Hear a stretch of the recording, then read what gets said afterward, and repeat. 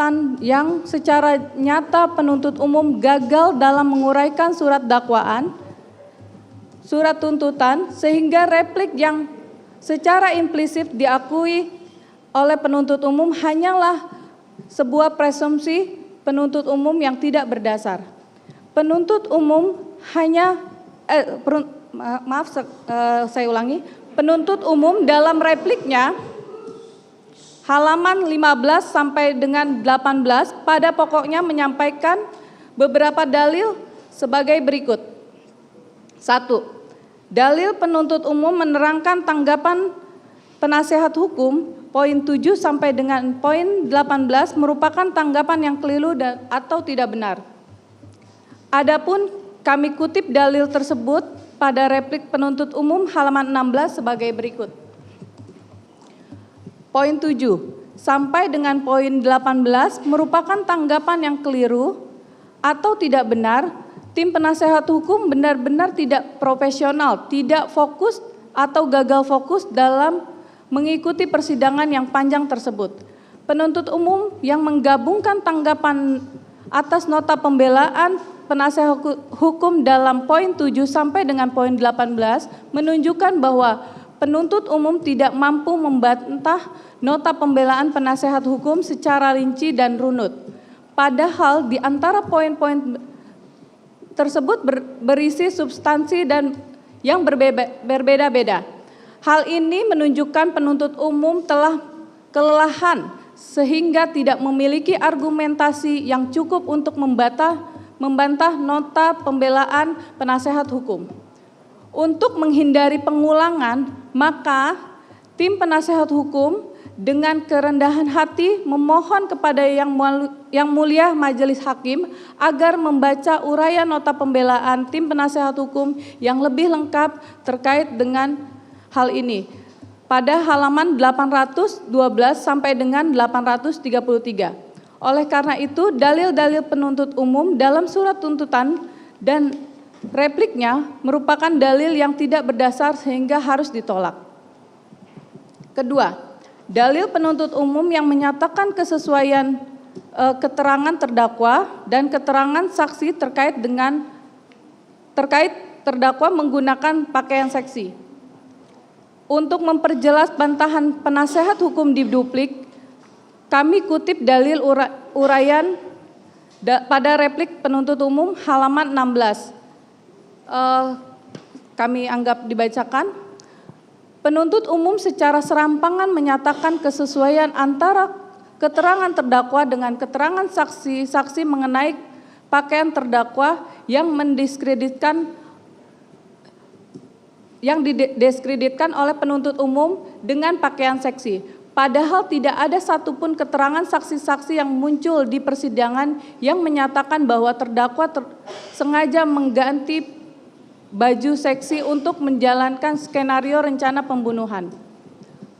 Penuntut umum sendiri tidak dapat membuktikan secara rinci kesesuaian mana yang dimaksud oleh penuntut umum untuk berdasarkan keterangan terdakwa dan saksi-saksi. Sama sekali tidak ada. Tidak berlebihan jika kami mengatakan kesesuaian yang dimaksud oleh penuntut umum hanyalah halusinasi dan hayalan belaka. Penasehat hukum telah mencermati dari seluruh fakta di sidang sejak awal 1 November 2022 hingga 11 Januari 2023 tidak ada satupun keterangan saksi, ahli maupun terdakwa yang menyebutkan baik secara implisit maupun eksplisit mengenai pakaian terdakwa seksi sebagaimana yang dipremiskan oleh penuntut umum. Argumentasi penasehat hukum dibuktikan dengan alat bukti nomor B46 berupa transkrip verbatif setebal 2.618 halaman yang menjelaskan persidangan secara utuh dari keterangan saksi-saksi yang dituliskan lengkap kata per kata. Vide nota pembelaan halaman 627 sampai dengan 829. Entah dari mana pola pikir over patriarkis penuntut umum timbul terkait dengan mendiskreditkan pakaian terhadap terdakwa seksi. Padahal tidak ada satupun fakta sidang yang mendukung klaim kosong yang dilontarkan penuntut umum tersebut. Sehingga asumsi penuntut umum ini tidak valid, harus ditolak serta tidak dapat dijadikan pertimbangan oleh Yang Mulia Majelis Hakim. 3. Dalil penuntut umum yang menyatakan tidak wajar pakaian seorang istri Jenderal Bintang 2 pada saat keluar rumah. Untuk memperjelas bantahan penasehat hukum di duplik ini, kami kutip kembali dalil pada replik penuntut umum halaman 16, yaitu hal ini sangatlah tidak wajar bagi seorang istri Jenderal Bintang 2 yang menggunakan pakaian seperti itu pada saat keluar rumah. Sungguh ironis di tengah kemajuan zaman dan cara berpikir yang luas, penuntut umum malah menjerumuskan kepada cara berpikir yang sempit dan konyol. Penuntut umum terkesan mengotak-ngotakkan cara berpakaian seorang berdasarkan strata sosial dan jabatan. Dalil penuntut umum tersebut justru menunjukkan ketidakmampuan dan keputusasaan penuntut umum untuk membantah nota pembelaan penasihat hukum dan memberikan bukti-bukti yang valid yang mendukung dakwaan maupun tuntutannya, sehingga harus memaksakan hal-hal di luar nalar untuk mendukung konstruksi yang dibangun oleh penuntut umum tersebut. Penuntut umum juga lupa kondisi yang terjadi pada saat terdakwa meninggalkan rumah Duren 3 bukanlah kondisi yang normal. Bukanlah hari biasa yang membuat terdakwa bisa menyempatkan diri berganti pakaian yang lebih baik terlebih dahulu sebelum keluar rumah. Mengacu pada bukti dan fakta yang muncul di persidangan, saat itu terdakwa dibawa saudara Ferdi Sambo keluar kamar tidur dan kemudian keluar ke rumah Duren 3 sejenak setelah terjadi penembakan terhadap korban, dan meminta saksi Riki Rijal Wibowo untuk segera mengantarkan terdakwa ke Saguling.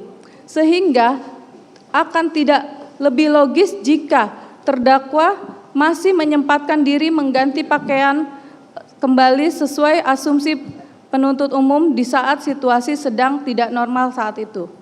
Dengan demikian, dalil dan asumsi penuntut umum yang mengaitkan pakaian terdakwa dengan strata sosial dan dari istri Jenderal Bintang 2 adalah pakaian yang tidak pantas, adalah dalil yang tidak berkualitas dan karenanya harus ditolak dan tidak dapat dijadikan pertimbangan oleh majelis hakim.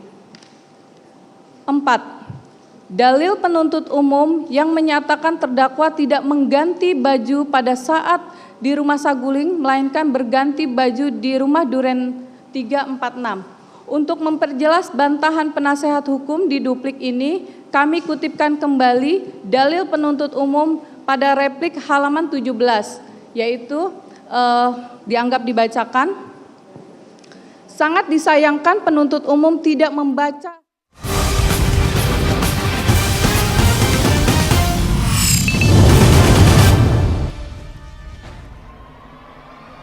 Provinsi DKI pada tahun 2020, bukti pada daftar bukti di nomor 27 yang menginstruksikan untuk melakukan isolasi mandiri setelah melakukan tes antigen COVID-19. C.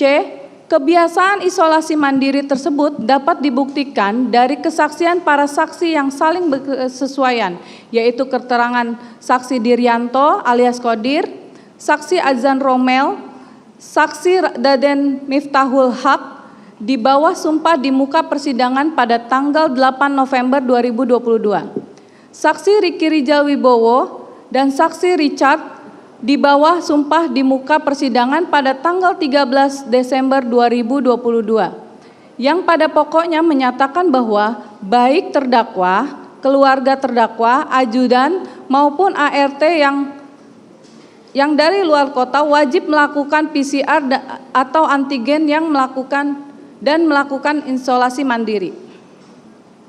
D.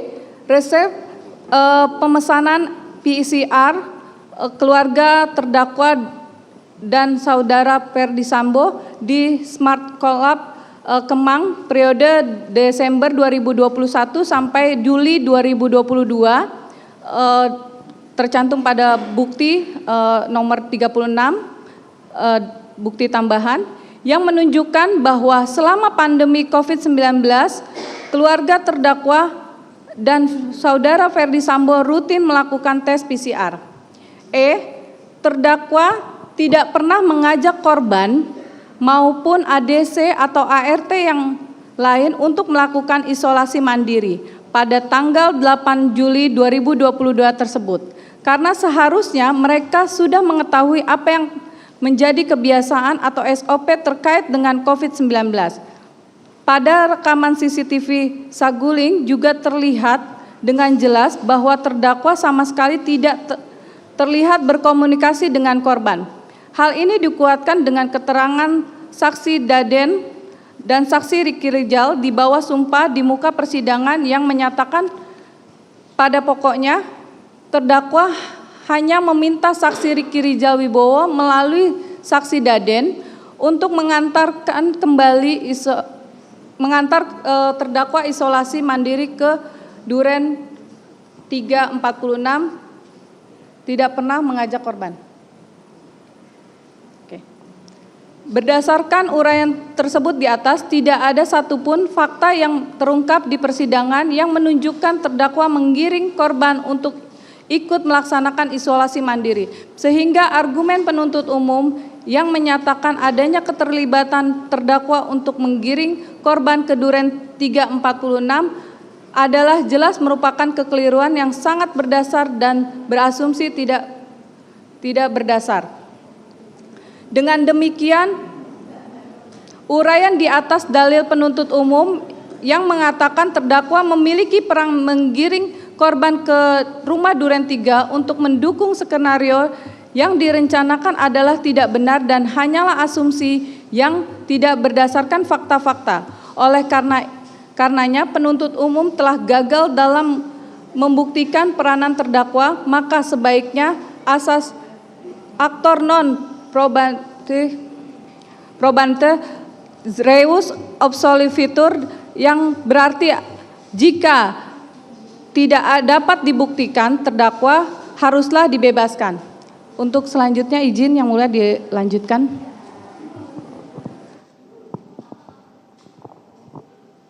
Mohon izin melanjutkan yang mulia. 6. Dalil penuntut umum yang menyimpulkan keterangan saksi, ahli, dan terdakwa merupakan keterangan yang bersesuaian yang mengungkap peristiwa dengan terang benderang. Untuk memperjelas bantahan penasihat hukum di duplik ini, kami kutipkan kembali dalil penuntut umum pada replik halaman 17 sampai dengan 18, yaitu dianggap dibacakan. Seluruh dalil penuntut umum hanya berdasarkan asumsi, indikasi tidak berdasar, dan halusinasi penuntut umum. Secara sembrono, penuntut umum dengan mudahnya asal-asalan menyimpulkan seluruh keterangan saksi, ahli, dan terdakwa yang disampaikan di persidangan.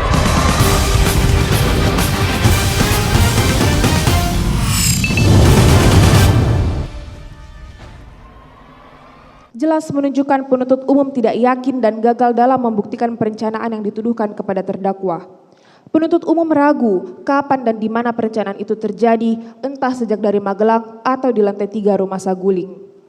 Keraguan-raguan penuntut umum itu sendiri timbul sebab argumentasi yang disampaikan penuntut umum dalam surat dakwaan, surat tuntutan, dan repliknya hanyalah sebuah asumsi yang tidak didukung fakta persidangan. Karena pada fakta persidangan, tuduhan perencanaan penuntut umum memang tidak pernah ada dan hanya halusinasi dari penuntut umum. 2. Dalil penuntut umum menerangkan keterangan saksi Riki Rizal Wibowo dan saksi Kuat Ma'ruf merupakan keterangan yang tidak dapat diakui kebenarannya.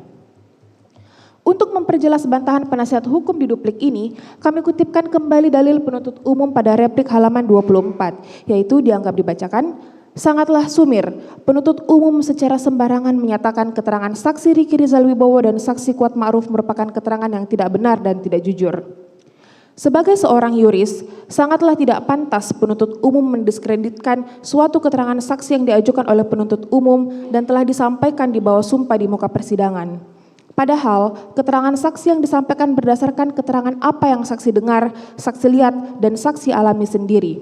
Bagaimana bisa penuntut umum dengan mudahnya memojokkan dan mencemooh keterangan tersebut tidak benar hanya karena keterangannya tidak sesuai dengan harapan dan asumsi penuntut umum? Sementara di sisi lain, penuntut umum sendiri tidak dapat menguraikan satupun fakta hukum atau alat bukti untuk mendukung argumentasinya.